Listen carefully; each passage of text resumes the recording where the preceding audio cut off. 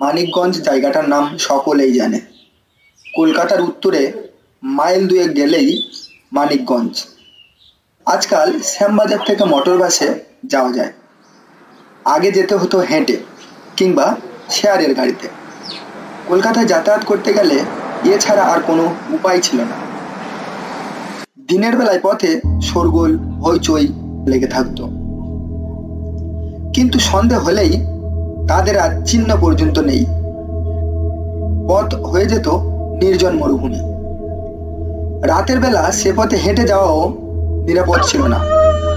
মাঝে মাঝে এক আধটা কুকুর কেবল ডাকতে ডাকতে চলে যেত। ভদ্রলোক কয়েকজন যে পাড়ায় থাকতেন সে পাড়াটা গঙ্গার কাছাকাছি। তারা স্টিমারে কলকাতায় আনাগোনা করতেন। সকালের দিকে বেরোতেন, আবার ফিরে আসতেন দিনের আলো থাকতে। তার একটা কারণ ছিল, যে পথটা দিয়ে তারা পাড়ার ভিতরে ঢুকতেন সেই পথের দক্ষিণ দিকে একটা প্রকাণ্ড পুরানো বাড়ি অনেক দিন ধরে পড়েছিল, এবং সেই বাড়ির পাশ দিয়ে সন্ধ্যার পর হেঁটে যাওয়া তারা উচিত মনে করতেন না। বাড়িটা এখানকার পূর্বকালের জমিদার বংশের। এখন সে জমিদারও নেই, তার আগেকার ঐশ্বর্যও নেই। কেউ মরে গেছে, কেউ ছেড়ে গেছে, কিন্তু এই অট্টালিকা এখনো তার ভগ্ন দেহ নিয়ে অতীতকালের গরিব প্রহরীর মতো দাঁড়িয়ে রয়েছে। বাড়িটা জনহীন, নানা আগাছায় পরিপূর্ণ বাদুর আর চামচিকের বাসা। শিয়াল আর সাপের অবাধ লীলাভূমি। শুধু তাই নয়, লোকের বিশ্বাস এই বাড়িতে নাকি কোনো কোনো গভীর রাতে মানুষের কান্না শোনা যায়। আগেকার সেই জমিদারের একটি মেয়ে নাকি গলায় দড়ি দিয়ে আত্মহত্যা করেছিল। অর্থাৎ এ বাড়ির অন্তর্মহলে ভূত আছে। ভূতের কথা শুনলে আর রক্ষে নেই। ভগবানের চেয়ে ভূতকে ওর পাড়ার লোক বেশি মানে আর ভয় করে। সুতরাং অন্ধকার হলে ও পথ দিয়ে আর কেউ হাঁটে না। কিন্তু চাটুর্যদের জামাই এসব আজগুবি কথাগুলি হেসেই উড়িয়ে দিলেন। তিনি নতুন ডাক্তারি পাশ করেছেন। কুস্তি করা দেহ, বিশাল তার বুকের ছাতি। শিলং পাহাড় থেকে সেদিন একটা প্রকাণ্ড বাঘ শিকার করে এনেছে। তার ভয়ানক সাহস। ভূত টুত তিনি গ্রাহ্য করেন না। বড়দিন উপলক্ষে তিনি শ্বশুর বাড়ি বেড়াতে এসেছেন। এ পাড়ার সকলের সঙ্গেই তার পরিচয় হয়েছে। সবাই তাকে ডাক্তার বলে ডাকে। ছেলে ছোকরাদের দলে তার নাম ডাক খুব। একদিন ভূতের বাড়ির আলোচনায় তিনি সাহস ভরে বললেন, যদি একটা রাত আমি ও বাড়িতে কাটিয়ে আসতে পারি তাহলে তোমরা আমাকে কি খাওয়াবে? ছেলেরা অবাক হয়ে বলল, একটা রাত? আপনি বলেন কি ডাক্তারবাবু? 2 ঘন্টার বেশি যদি থাকতে পারে তবে কি বলেছে? ডাক্তার প্রথমে হেসেই অস্থির, তারপর বললেন, কত বাজি ধরবে বলো? ছেলেরা বললে, বাজি আপনি যা চাইবেন ফিরে এলে তাই পাবে। আচ্ছা, সেই ভালো। কথাটা ছড়িয়ে পড়তে দেরি হলো না। পাড়ার বিজ্ঞ লোকেরা এসে বাধা দিয়ে বললেন, অল্প বয়সে আমরাও জল চিবিয়ে খেয়েছি, কিন্তু ভূতকে মেনেছি চিরকাল। তুমি ও বাড়িতে যেও না বাবা, একটা ভালো মন্দ ঘটলে তখন। ডাক্তার হেসে বললেন, আমাদের জাতের অবনতির একটা কারণ আমাদের ভূতের ভয়। আমাদের কথা তবে শুনবে না? আজ্ঞে না। শ্বশুর বাড়ির সকলে কান্নাকাটি করে অস্থির। এমন সর্বনেশে ডাকাত জামাই তাদের না হলেই ভালো ছিল। ডাক্তার বললেন, আমাকে যদি আপনারা বাধা দেন তাহলে ভবিষ্যতে আপনাদের সঙ্গে আমার আর কোনো সম্পর্ক থাকবে না। শাশুড়ি বললেন, বাঁচলে তো তবে সম্পর্ক যাক বাবা, তুমি প্রাণে বেঁচে থাকো। ডাক্তার কোনো কথা শুনলেন না। তার বন্দুক আছে, কুকুর আছে, দেহে অপরিসীম শক্তি আছে, তার ভয় কি? সকলের বাধা নিষেধ অগ্রাহ্য করে তিনি প্রস্তুত হতে লাগলেন। সেদিন ছিল অমাবস্যা। ডাক্তার কোট প্যান্ট পরে বন্দুক হাতে নিয়ে টর্চটা পরীক্ষা করে হেসে বললেন, রেডি। রাত তখন 10টা বাজে। পাড়ার ছেলেরা দল বেঁধে লাঠি সোঁটা হাতে নিয়ে শোরগোল করে একেবারে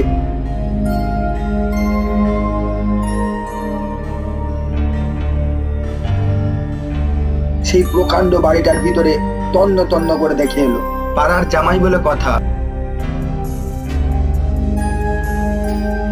সুতরাং বিছানা এবং আনুষঙ্গিক জিনিসপত্রও দিয়ে আসা হলো। বড় একটা ঘড়ি রইল টেবিলের ওপর, একটা জলের কুঁজো আর কাঁচের গ্লাস, একটা লাঠি এবং বলা বাহুল্য হ্যারিকেনের একটা উজ্জ্বল আলো। টমি, চিরবিশ্বস্ত টমি ছিল তার সঙ্গে সঙ্গে। কুকুরটা প্রকাণ্ড, বাঘ শিকারে তাকে সাহায্য করেছে। 10টার পরে একসঙ্গে সবাই বিদায় নিল। তারা তখন এই বাড়ির ভয়ানক অন্ধকার গহ্বর থেকে পালাতে পারলে বাঁচে। কেউ আর কোনো দিকে তাকাতে সাহস করলে না, পাছে কি বিভীষিকা তাদের চোখে পড়ে যায়। ডাক্তার যে একা এই জনহীন অন্ধকার প্রাসাদের মধ্যে নির্বাচিত হয়ে রইলেন এবং তার ভাগ্যে যে কিছু একটা ঘটবেই একথা ভাবতে ভাবতে সবাই যে যার বাড়িতে গিয়ে পৌঁছল। চারিদিক নিঃশব্দ, নিস্তব্ধ। এমন বিশাল অট্টালিকার বাইরে যে রাস্তাঘাট আছে, লোকালয় ও মানুষ আছে, কর্মকোলাহলময় জগৎ আছে, তা কিছুই বোঝাবার উপায় নেই। এখানে শত শত মানুষের মৃত্যু ঘটলেও কেউ কোনোদিন জানতেও পারবে না। অমাবস্যার অন্ধকার যেন এই প্রেতপুরীকে উদরছাত করেছে। ঘড়িটায় টিক টিক শব্দ হচ্ছে। 11টা বাজল। নিজের নিঃশ্বাসটা যে ইতিমধ্যে কখন ভারী হয়ে উঠেছে ডাক্তার বুঝতেও পারেনি। 5 জনে আগে থাকতে ভয় দেখিয়ে দিয়েছে, তাই এই দুর্বলতা। মনে হলো ঘড়িটা যেন আরো একটু আস্তে শব্দ হলে ভালো হয়। ওটা যেন ভয়ানক জীবন্ত অবাধ্য হয়ে উঠেছে। বিছানার ওপর বসে ডাক্তার একবার এদিক ওদিক তাকালেন। দেওয়ালগুলো জীর্ণ, তার গায়ে নানা রকম আঁকিবুকি কাটা, অনেকটা যেন মানুষের কঙ্কালের মতো। ডাক্তার চমকে ফিরে তাকালেন। না, কেউ নয়। বাতাসের শব্দ। না, বাতাসের নয়, বোধ হয় কোনো পোকামাকড়ের আওয়াজ। কিন্তু কোন দিকে? জানালায় না দরজায়? কে ধাক্কা দিল দরজায়? টমি? টমি মুখ তুলে তাকালে। একবার সে একটু গোঁ গোঁ করে উঠল। সে যেন বাঘের সন্ধান পেয়েছে। না, কেউ নয়, বাতাস। পুরনো দরজা, বাতাসে একবার নড়ে বইকি। টমি তার প্রভুর কোলের কাছে আবার মুখ নিচু করে পড়ে রইল। ডাক্তার হাত বুলিয়ে দেখলেন তার বন্দুকটা ঠিক আছে কিনা। নিজের হাতটা যেন সহজে আর নড়তেই চাইছে না। কেমন যেন মনে হতে লাগলো নিজের ওপর কর্তৃত্ব তিনি হারিয়ে ফেলেছেন। তাই অনেক চেষ্টায় শুয়ে পড়লেন। চোখ বন্ধ করবার চেষ্টা করলেও কিন্তু পলক পড়ছে না। চোখের তারা যেন স্থির হয়ে গেছে, পাথরের মতো প্রাণহীন। ঘড়িটা টিক টিক করছে। ওটা যেন জীবন্ত মানুষের মাথা, যেন ওর চোখ, নাক, কান আছে। ডাক্তারের দিকে চেয়ে হাসছে, প্রেতের মতো হাসি। হঠাৎ তার দৃষ্টি পড়ল দেওয়ালের গায়ে। ও কি? দেওয়ালের সেই আঁকিবুকি, সেই মানুষের কঙ্কালটা যেন নড়ছে। ডাক্তারের বুকের ভিতরকার রক্ত জমাট বেঁধে এলো। উজ্জ্বল আলোয় সেই কঙ্কাল বিরাট দাঁড়ালে চেহারা নিয়ে দেওয়ালে উঠে দাঁড়ালো। এবার হাত বাড়িয়ে তার দিকে এগিয়ে আসছে। ডাক্তারের বুকের ভিতরকার রক্ত জমাট বেঁধে এলো। হাত বাড়িয়ে ডাক্তার বন্দুকটা ধরবার চেষ্টা করলো, কিন্তু হাত উঠল না। ওই বন্দুকটা তার কাছে নেই তো, কে নিল? ডাক্তারের গলাটা কে টিপে ধরেছে? শট নেই, চিৎকার নেই, নিঃশ্বাস নেই। তিনি নড়াবার চেষ্টা করলেন, কিন্তু সম্ভব হলো না। খাটের সঙ্গে তাকে বেঁধে দিয়েছে। ডাক্তার তবুও জ্ঞান হারাননি। খুব সাহসী লোক তিনি। সে দেখলেন জলের কুঁজোটা ঘরের মেঝের উপর পায়চারি করে বেড়াচ্ছে। কাচের গ্লাসটা দুটো ডানা মেলে প্রজাপতির মতো উঠছে। হ্যাঁ, এইবার ডাক্তার একটু ভয় পেয়েছেন। কিসের শব্দ? টেবিলটা এইবার নড়ে উঠল। পায়া চারটে ছড়িয়ে নাচতে লাগলো। টমি, টমি! টমি বেঁচে নেই। বাঁ হাতের কাছে তার মৃতদেহ অসাড়, অচেতন। জলের কুঁজোটা ঘুরছে, কাঁচের গ্লাসটা উঠছে, টেবিলটা নাচছে, আর সেই দানবটা হাসছে তার দিকে চেয়ে।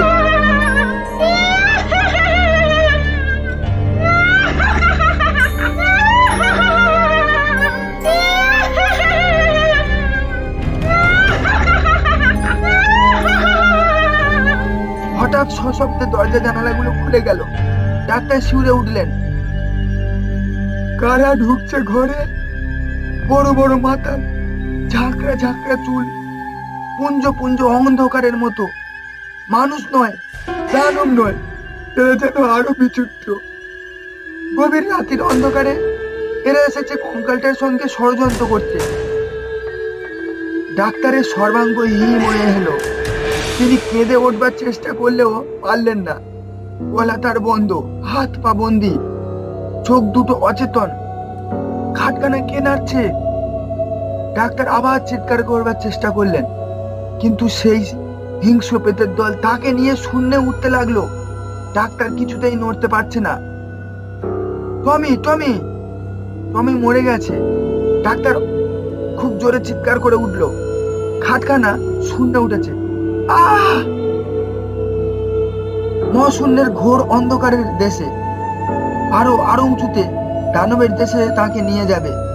ভূত প্রেতের রহস্য রাজ্যে ঊর্ধ্ব দেশে খাটখানা উড়ে যাচ্ছে। দূরে ওই যা, তাদের হাত থেকে খাট মস্কে গেল। ডাক্তার বেগে নিচের দিকে পড়ে যাচ্ছেন। হয়তো কোনো মহাসমুদ্রের জলে তিনি আছাড় খেয়ে পড়ে তলিয়ে যাবেন। গেল, গেল! ডাক্তারবাবু, ও ডাক্তারবাবু! দরজায় ধাক্কা পড়তেই ডাক্তারের ঘুম ভাঙল। বুকটা ধড়ফড় করছে। চোখ চেয়ে দেখলেন সকালের আলো জানালা দরজার ফাঁক দিয়ে ঘরের ভিতরে এসে পড়ে। সর্বশরীর তার তখনই কাঁপছে। ডাক্তার চেয়ে দেখলেন সব ঠিক আছে। সেই আলো, ঘড়ি, টেবিল, কুঁজোর গ্লাস, তার বন্দুক আর টমি। গলার আওয়াজ দিয়ে তিনি বললেন, যাই হে, দাঁড়াও।